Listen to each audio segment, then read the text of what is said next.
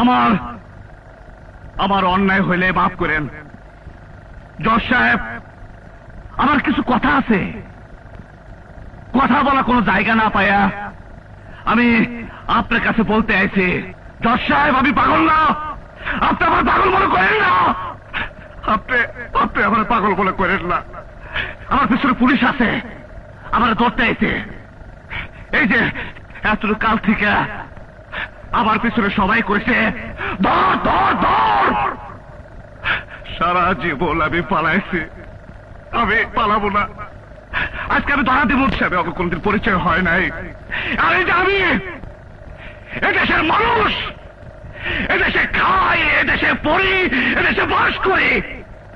আমার আমার আমার বাড়ি নাই, আমার কোনো ঘর নাই, আমার কোনো পরিচয় নাই, আমার কোনো দেশও নাই। আমি আমি